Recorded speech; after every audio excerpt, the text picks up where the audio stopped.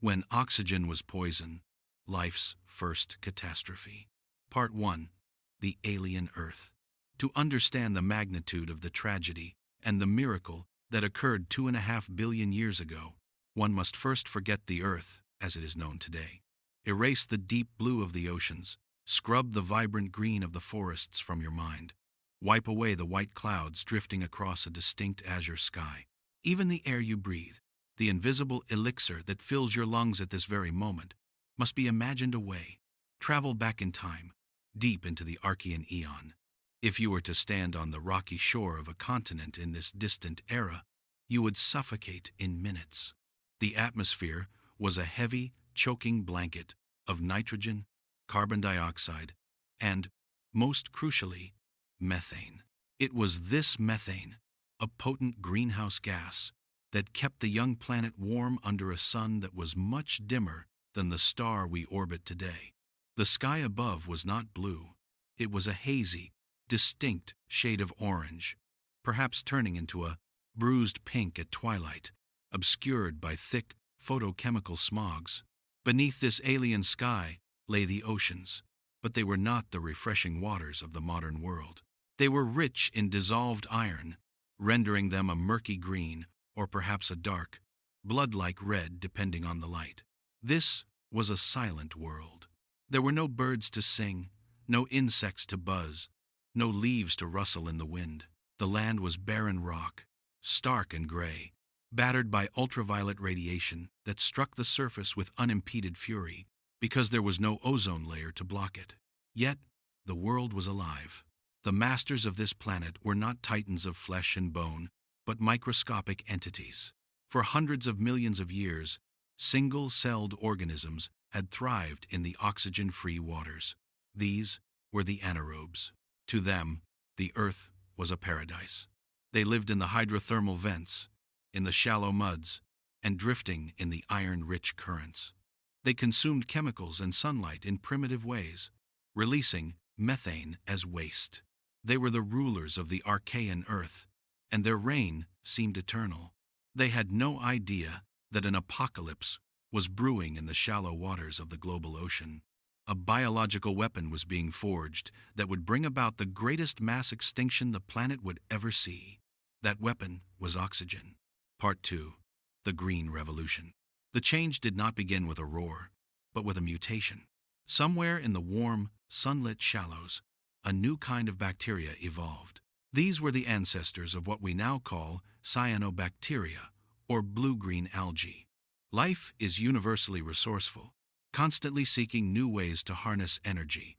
These new pioneers stumbled upon a biological magic trick that would change the course of history. They developed a new form of photosynthesis. Unlike their neighbors, who might use hydrogen sulfide or other chemicals to power their cells, these cyanobacteria discovered how to drink the sunlight and use water as a donor of electrons. It was a masterstroke of evolutionary engineering. Water was everywhere. It was an unlimited resource. By splitting water molecules, they could harvest energy to build sugars, the fuel of life. But every engine produces exhaust.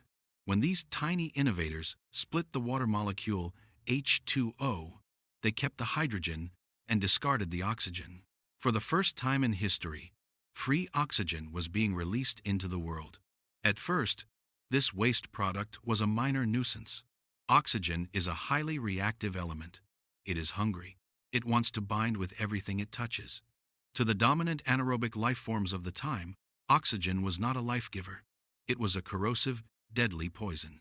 It tore apart their cellular machinery, destroying enzymes and DNA. However, the Earth itself stepped in to absorb this toxic shock. The oceans were teeming with dissolved iron. As the cyanobacteria pumped out their waste oxygen, it immediately reacted with the iron in the water. The result was rust. For millions of years, a silent chemical battle raged. The oxygen captured by the iron fell to the ocean floor as rust particles. This process created the banded iron formations, beautiful, striped layers of red and gray rock that we mine today for steel. These rocks are the graveyards of that ancient struggle, a physical record of the planet rusting from the inside out. The anaerobes were safe, for now. The iron sponges were soaking up the poison.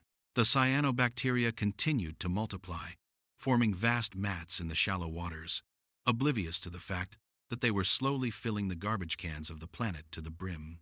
Part 3. The sink's overflow time, however, is the one thing geology has in abundance. After millions of years, the impossible happened. The iron ran out. The vast chemical sinks of the oceans could absorb no more oxygen. The dissolved iron had all been precipitated out, settling in thick layers on the seabed.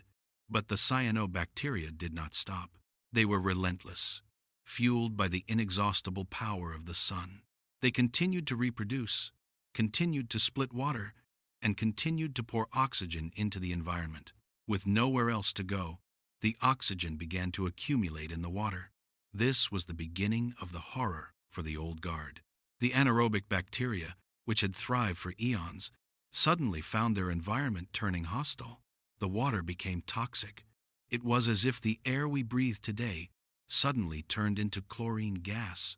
The delicate cellular walls of the anaerobes were assaulted. Their metabolic pathways were jammed.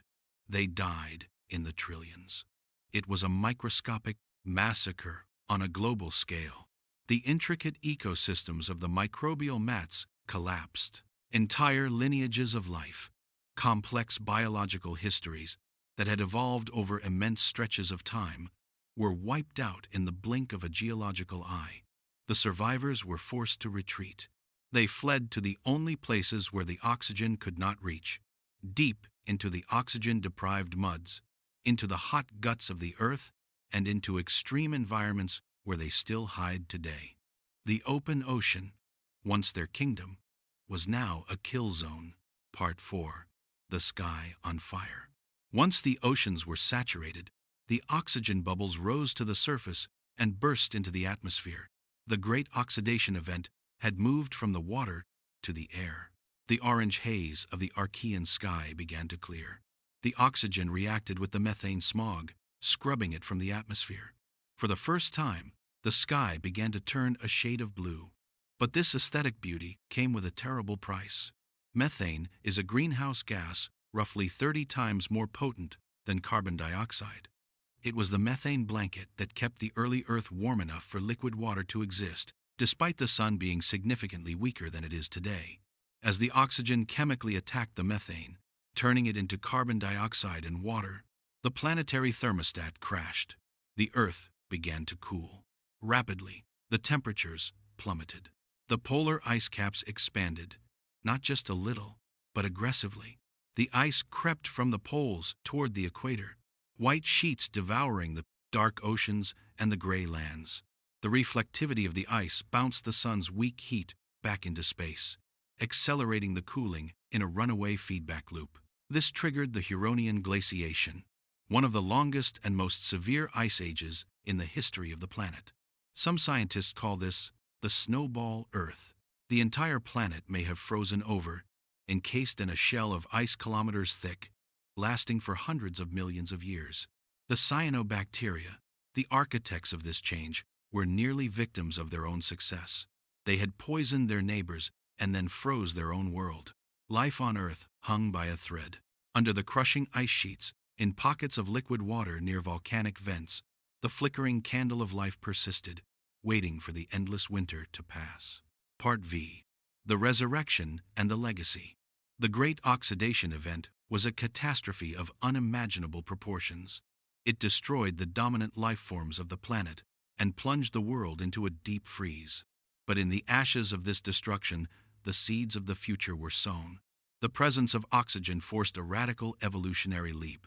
Oxygen is dangerous, yes, but it is also high energy. Reacting food with oxygen releases far more energy than the fermentation methods used by the anaerobes. From the survivors, a new lineage emerged. These organisms developed a way to protect themselves from oxygen, and then, miraculously, to harness it. They learned to breathe. This newfound energy source allowed life to grow larger and more complex. It paved the way for the eukaryotic cell, the building block of all plants, animals, and fungi. It allowed for the development of multicellular life. It eventually allowed for the existence of creatures that could crawl out of the ocean, walk on, land, and look up at a blue sky with wondering eyes. We are the children of that catastrophe. Every breath you take is a tribute to the cyanobacteria that murdered the old world to build a new one. The oxygen that courses through your veins, powering your brain to read these words, is the same substance that once acted as the ultimate poison. The Great Oxidation Event teaches us a humble lesson. One species, even a microscopic one, can fundamentally alter the chemistry and climate of an entire planet. It serves as a reminder that the Earth is not a static stage, but a dynamic, living entity, where the waste of one era becomes the breath of life for the next. The first apocalypse did not end life. It reinvented it. And out of the poison, a new world was born. Thanks for watching. Don't forget to subscribe so you don't miss any videos. See you soon.